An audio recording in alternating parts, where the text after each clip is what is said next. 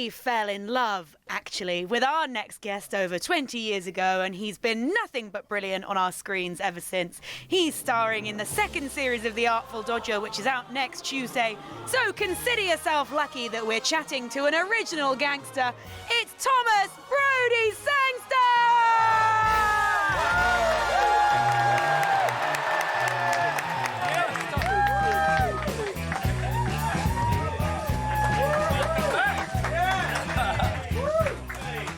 Very enthusiastic. It is very enthusiastic, isn't it? Yeah, have a cup of tea, make yourself at home. Here we go. So, primarily, Thomas is on to talk about The Artful Dodger Season 2. For people... I know. There it is.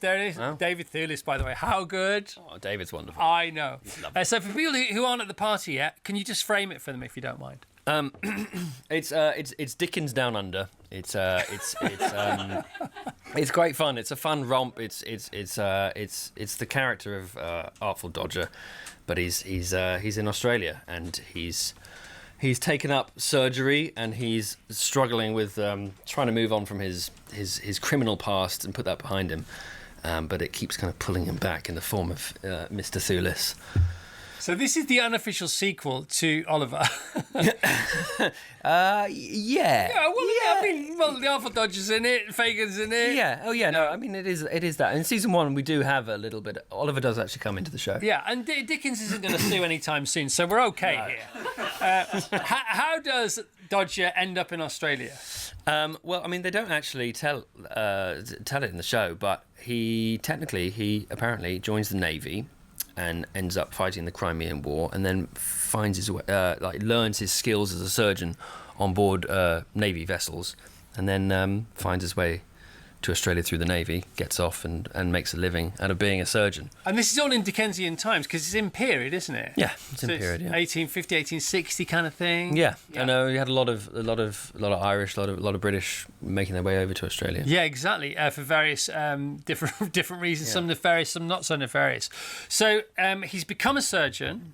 So if one of us fell ill now, you know, from the script, how qualified? Oh, you'd be fine. You'd be fine. Yeah, I'd sort you right out. All right. No problem. Okay, so I mean, he's not just become a surgeon; he's like a genius, isn't he?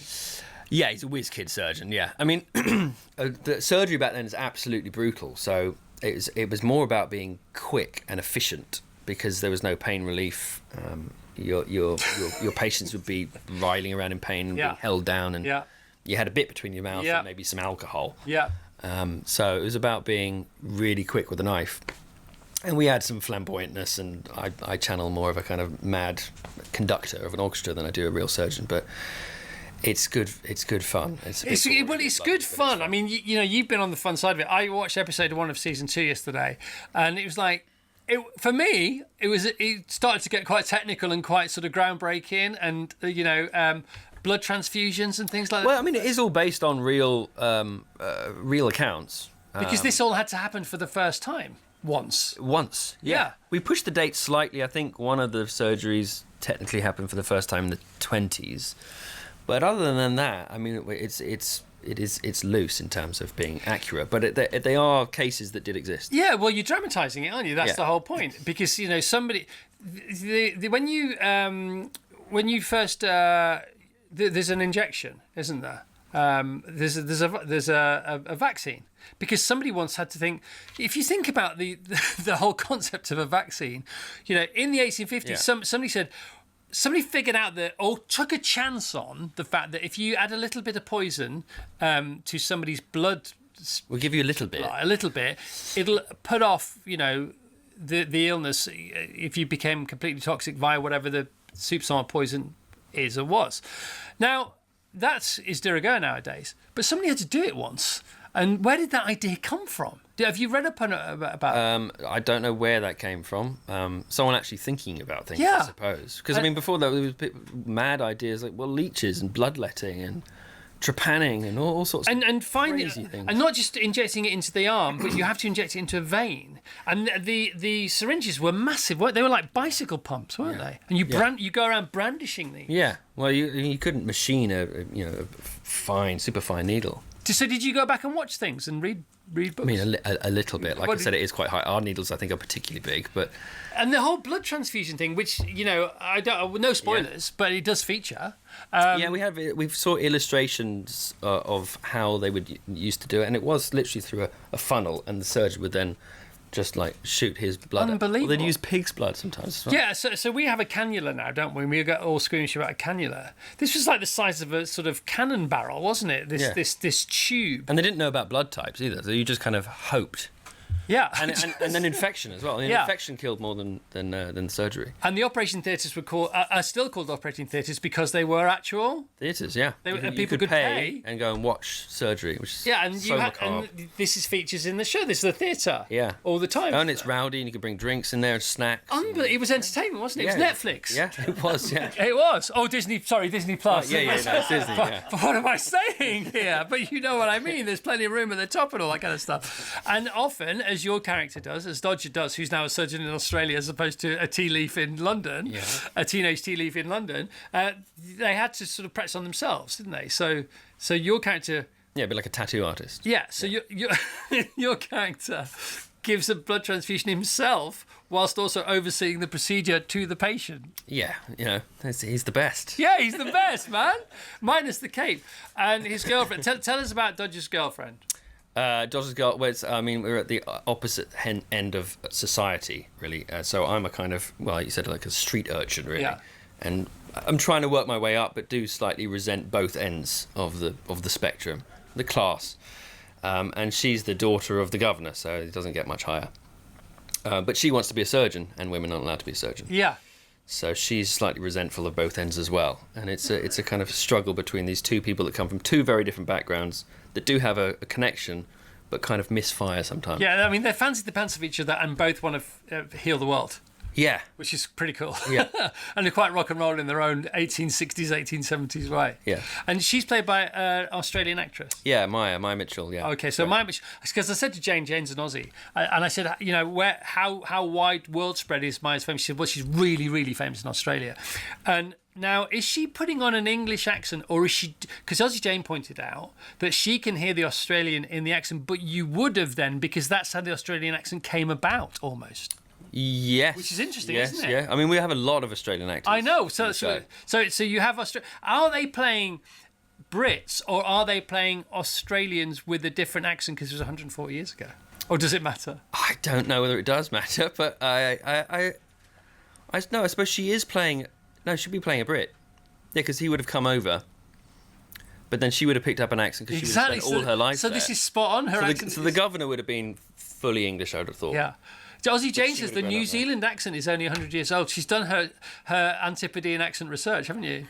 Yeah, it's so cool. Who else is in? Who else is in there? I know who's in there, but just tell everybody else. David Thewlis, the wonderful David Thewlis. He plays Fagin. He's so good. And he's great. He's just so much What fun. is it like riffing off him? It's brilliant. It's great fun because he's playing such an over-the-top character as well. Yeah. I mean, Fagin is just a fun character to play. Well, I talked to you about Fargo before we came on. Of course, he's in Fargo. Of course he is, yeah. Playing a very Fagin-like character. Yeah. You know, is he David Thewlis or is he David Fearless? Do you know what I mean? What's he like from an acting point of view? Is he just like super confident out there? He's willing to try absolutely anything, but he's very, he's quiet and very very thoughtful, and there's a lot going on. But he's also very relaxed and knows how, the energy of the crew is and how to lift them, and what's the best way to go about things, and it just makes a very nice environment to work in. That is really interesting you've said that, because that people don't understand it. They don't get it. I mean, we don't get what other people do, and sometimes they don't get what we do. But to have an actor on set like that who has such extra capacity to be able to think about what's the mood like on the set. Everybody else is like trying to nail their lines, or trying to get the character right, or the backstory, and he's like, no, I've got this. And by the way, are they all right over there? What's going on over here? Well, if you're out there for 6 months, that does. Is that what it was? That makes it, yeah, about 5-6 months or something like that. You're with each other every day. The relationships get very intense. It's the only world you know, and you get very focused on it. So, it does help to have, just for morale's sake. Yeah. Get you through it. And nice people. He is a master of his craft as well, isn't he? Yeah, no, he's wonderful. It's funny because season 2 of a big TV show is the opposite to the second album for a band. Because the second half of a band is usually quite difficult. Whereas season 2 of a show that's a hit and established and everybody knows each other, I would imagine it doesn't get easier, but you know what I mean. Well, you know what worked and what didn't work, and you know roughly where you want to go. Yeah. I mean, sometimes the second movie in a trilogy can be hard because you're at you're at the end of the first, but you have to end with the beginning of the third. Yeah. So you don't have a beginning, middle, and end. So you don't have a good trajectory. But this, we've done it so season 1 did have a full trajectory, just in case you didn't get picked up. Always helps. Yeah. But this kind of does the same thing. So we do actually have a full. Hopefully we'll get to do another season. That's why I think one of the greatest accomplishments in movie making is if the sequel is better than the original. Because you don't get a sequel unless the first film is any good. Yeah. And then to be better than the first film is like, yes. Yeah, which is quite rare actually. Godfather. Godfather. Star Wars. Yeah, Star Empire Strikes Back. Some people say it's the best movie of all time, not only the best sequel of all time. So season 1, 92% on Rotten Tomatoes. Congratulations. Was it? Yeah, 92%. Wow. I mean, that is mega, isn't it? That's very good. That is absolutely mega. Worldwide wise, you know, have you been around? Have you done things like this in other climes? Have you... Not much, really. No, you like to stay at home. I do, really, yes. Quite stay at home. So this is as far as you'll go. My job pulls me around all over the world, and it's nice to just kind of stay put for a bit. It's pretty cool, though. No, this is no slight on your director, but I did say earlier on the show, if Guy Ritchie did Dickens, he might do it like this. Because it's got, like, Blur in it and stuff, hasn't it? I know, yeah. I'm glad they went for Blur. It's so cool, man. It's really cool, yeah, because there was a thing of, like, it all has to be Australian music. Tim Minchin's in it, of course. Yeah, Tim Minchin. What's he like to hang with?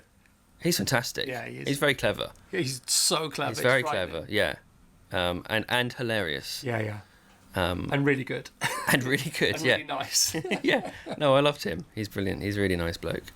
Yeah, they're everywhere. The whole crew were. I think it comes across as well. Yeah. Well, we're having fun. Pretty confident as well. It's fun. It's fun. It's you know, it's nearly ridiculous, which is just what you want, but it isn't quite. You know, so it stays on the right side. Yeah, that's a hard thing to. Oh, to, mate, to and get if right. you get it wrong, you can't. There's no coming back. No. You've jumped the shark. Yeah. On your own show. Exactly. Yeah, I know.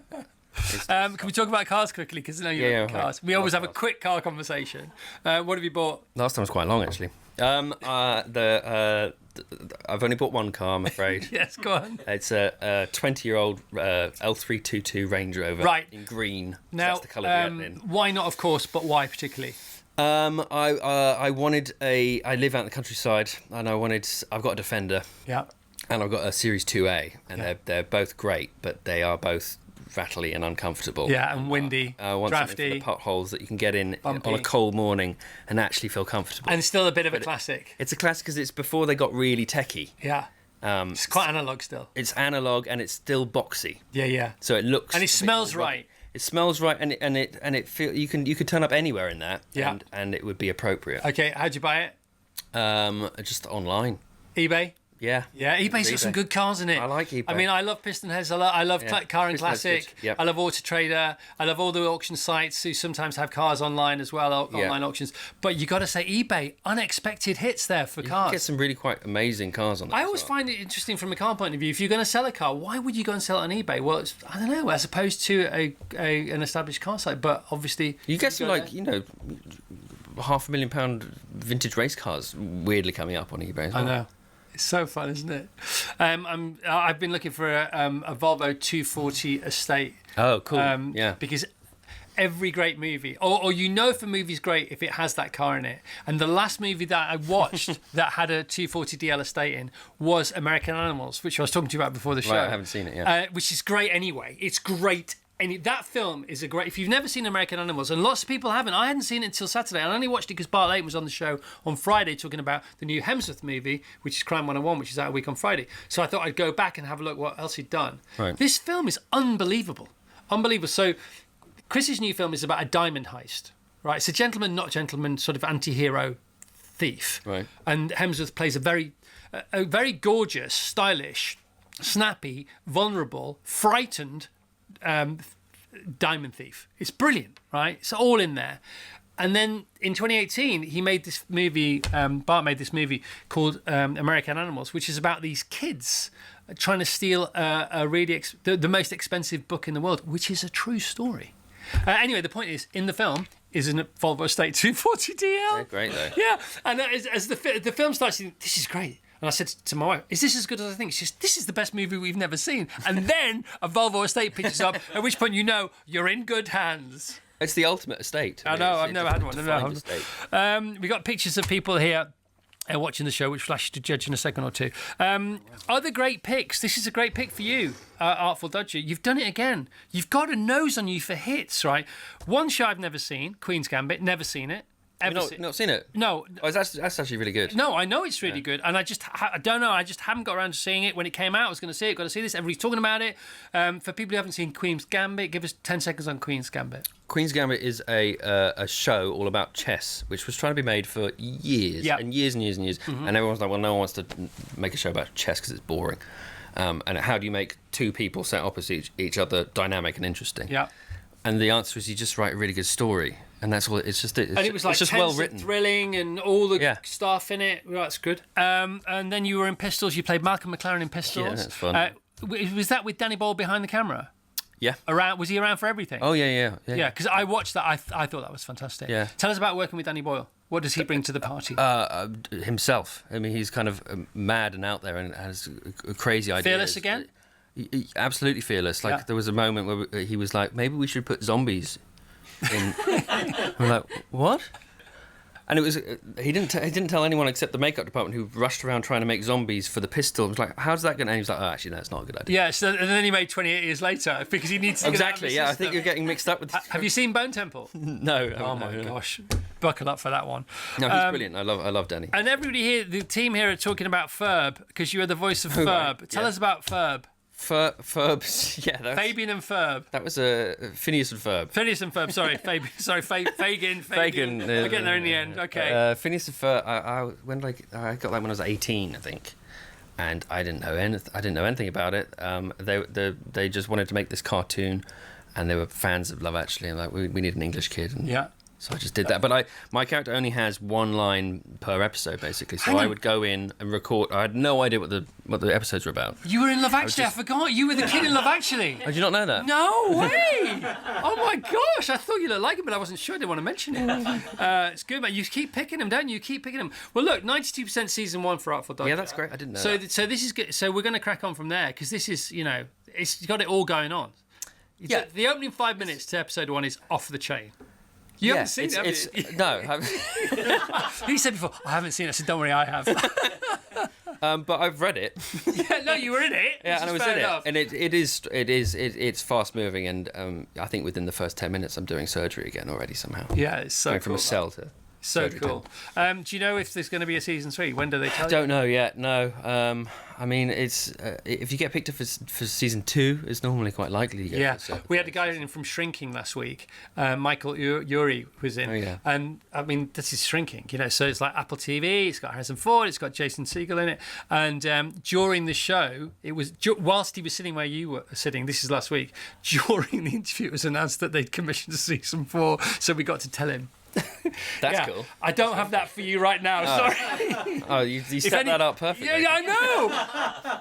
As I was speaking, I thought, oh no, this sounds like it doesn't matter. It's so good, man. It's so good. It's great to have you here. We love having you here. Thanks for coming. I know you don't do lots of this stuff, but I appreciate the fact you do it. So much. It's always fun. Artful Dodger is back. It's on Disney Plus. It's soon, isn't it? Soon. Episode 1 is soon. Next week. All right. I've seen quite a few because I've got this. Not a dodgy link. It was from Disney. Right, so can you I think it's Disney or Thinkney, I'm not quite sure. Can you sign the mind map of the interview for me if you don't mind? Yeah. And then can we give it to one of these beautiful people watching the show? So Tim is watching the show, fully immersive. Look at Tim there, watching the show. We've got Mandy P in South Sea watching the show. Thank you, Mandy. We've got your fave Scouser Neil from Highton watching the show. There you go. And then we've got, who's this? Doing a jigsaw whilst waiting for a delivery, watching the show. Does that win? Doing a jigsaw, waiting for a delivery, watching the show. That's quite fun, yeah. I quite like it. It's an unfortunate photograph of me, but it's good, yeah. Okay, well, no chance. Forget that. It's all right. We'll print it. We'll give her a copy as well. What do you want to go for? That one then. Neil from Highton, Mandy P in South Sea. What do you think? Oh, that's quite sweet. The little doggy. Or Tim. What do you think? No, I'll go for the doggy. Tim triple screening? Bad example. That's a bit over the top, I think. All right, so we're going for the doggy. Yeah, go for the doggy. Okay, we're going for the doggy. All right. Thanks for that. Congratulations. Thank you very much. Thanks for the car chat. You're the best. Always. Do you have another top pick that you've decided to do that you can't tell us about? Cars or... Well, either. Job, I was talking about mostly. But... No. That's a yes. That's a yes. That was the loudest yes I've ever heard. Clearly Bond. Would you Bond? Would I Bond? Yeah. Another yes! This is like checking social media already. Oh my God, he said he's going to be Bond. Good. Thanks for being here. All right, let's hear it for Thomas, please, if you don't mind. Yeah.